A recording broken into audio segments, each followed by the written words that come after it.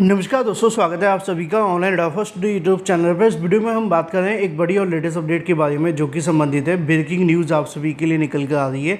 TGT LT grade में 6 to 8 की भर्ती में हाई कोर्ट के ऑर्डर को लेकर।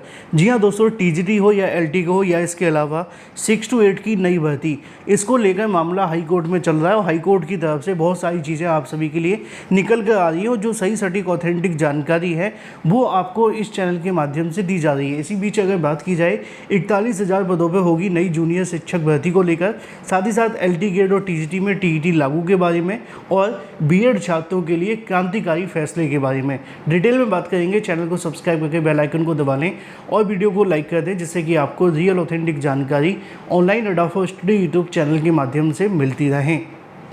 सीधे शुरुआत करते हैं सबसे बड़ी अपडेट के बारे में जो कि संबंधित है 41,000 पदों पर जूनियर शिक्षक भर्ती को लेकर। 41,000 पदों पर जूनियर शिक्षक भर्ती के साथ साथ अगर बात की जाए एलटी ग्रेड और टीजीटी पीजीटी भर्ती के अंदर 6 to 8 की भर्ती के अंदर हाई कोर्ट के ऑर्डर के बारे में।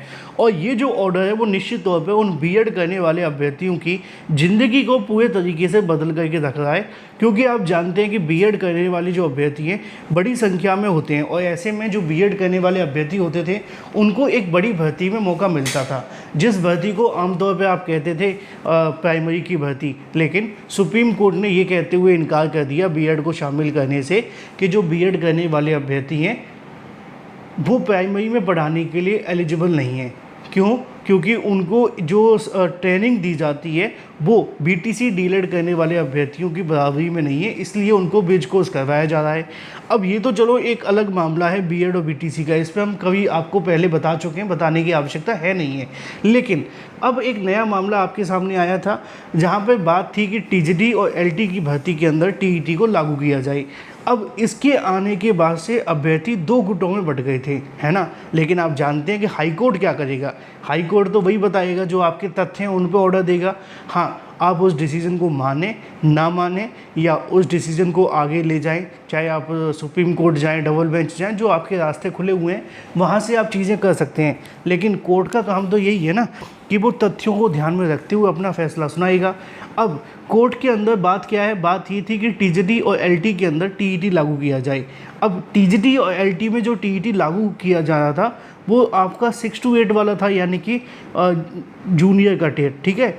अब आपने देखा होगा, मैंने आपको कई बार बताया है, एक सेकंड के लिए यूपी को उठा करके साइड में रख दो। हालांकि उठाना मुश्किल है लेकिन सोचो कि यूपी को हमने थोड़ा साइड में रखा है।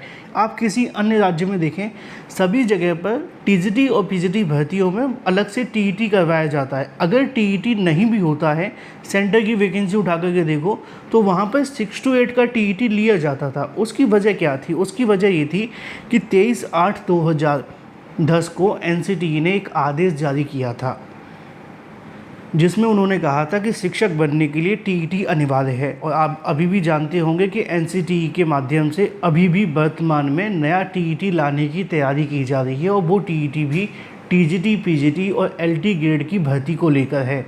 और हो सकता है कि वो वाला टीईटी आपको इसी साल से शुरू हो जाए या अगले साल से शुरू हो। लेकिन अब यहाँ पे जब बात आ रही थी कि भाई टीजीटी के अंदर टीईटी लागू हो रहा है, एलटी लागू हो रहा है, तो इससे नुकसान क्या होगा? उनका होगा जो टीईटी पास नहीं है, जिनके पास टीईटी का सर्टिफिकेट नहीं है, वो सीधे तरीके से बाहर हो जाएंगे। उन्होंने इसका विरोध किया। अब मैंने जब इसके बारे में जानकारी ली, बहुत सारे अभ्यर्थी जिन्होंने याचिका दाखिल की है, मैंने पूछा कि भाई आप चाहते क्या हो, आखिर ऐसा क्यों किया जा रहा है, टीईटी लागू करने का बेनिफिट क्या है? तो उन्होंने कहा कि सर कुछ लोगों को जानकारी नहीं है और बिना जानकारी के वो विरोध करने लग जाते हैं, और जब तक हमें पूरी जानकारी ना हो तो चीज़ों को समझने की कोशिश करनी चाहिए। मैंने वो किया। मैंने उनसे पूछा कि चलो आप बताइए कि आपकी पूरी मांग क्या है। तो उनकी पूरी मांग ये थी कि जो टीजीटी की भर्ती है और जो एलटी की भर्ती है, इसके अंदर या तो टीईटी लागू कर दो आप, ठीक है, पहला। अगर आप नहीं करना चाहते तो मैं आपको आगे बताऊंगा। तो मैंने कहा कि आप टीईटी लागू करने की बात कर क्यों है, उसकी वजह क्या है? उसकी वजह उनका ये कहना था कि सरकार हर साल जब भी यूपी टेट कराती है या सरकार एनसीटीई के माध्यम से जो आदेश है सीटेट कराती है, सीबीएसई, वो हर साल होता है। 6 to 8 का टेट भी होता है, बड़ी संख्या में 6 to 8 का टेट पास होता है। अब यूपी में आप देखेंगे कि यूपी के अंदर क्या होता है कि जब आपकी प्रमोशन की बात आती है वहाँ पे भी आपका 6 to 8 का टेट नहीं लिया जा रहा था। सरकार ने मना कर दिया था कि नहीं, हम बिना टेट के प्रमोशन कर देंगे, जबकि नहीं होना चाहिए, एनसीटीई के नियम के खिलाफ है। दूसरा ये था कि अब वहाँ पे भी टीईटी लेने से इनकार कर दिया। दूसरी ये चीज़ थी कि उत्तर प्रदेश के अंदर कोई भी ऐसी भर्ती का विज्ञापन नहीं आता जिसमें 6 to 8 के टेट की आवश्यकता पड़ती हो, तो वो टेट कराया क्यों जाता है। पहला उनका मांग थी कि इसके बारे में जवाब दिया जाए। दूसरा ये था कि जब सी टेट के माध्यम से 6 to 8 का टेट हो रहा है, वो किसी भर्ती में लागू नहीं है, तो उसके कराने की क्या आवश्यकता है, पहला, है ना। अब दूसरा ये था कि अगर मान लो कि आपको टीजीटी और एलटी के अंदर टीईटी लागू नहीं करना है तो मत करो, लेकिन जो 41,000 से ज़्यादा पद खाली हैं जूनियर के अंदर, उन पदों को तो भर दो, क्योंकि उन पदों पर भी बिना टीईटी प्रमोशन करने की बात की जा रही है, जबकि ये पूरे तरीके से नियम के विरुद्ध है। दो बातें इसमें, पहला ये कि आप टीईटी के आधार पर प्रमोशन करना चाहिए, सरकार ने कहा कि नहीं हम तो बिना टीईटी करेंगे, तो हो गया नियम के विरुद्ध।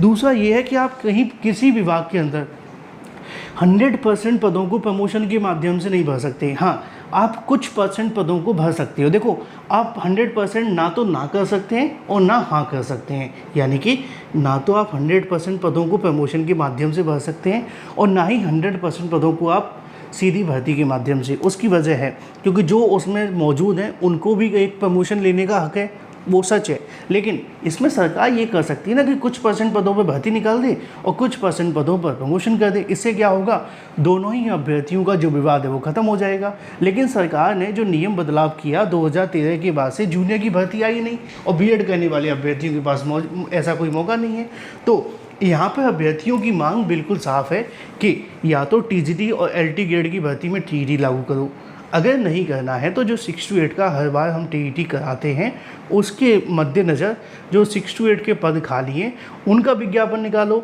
जिससे कि उन अभ्यर्थियों को नौकरी मिल सके। इसी मांग के संबंध में अभ्यर्थियों ने अपनी याचिका दाखिल की है।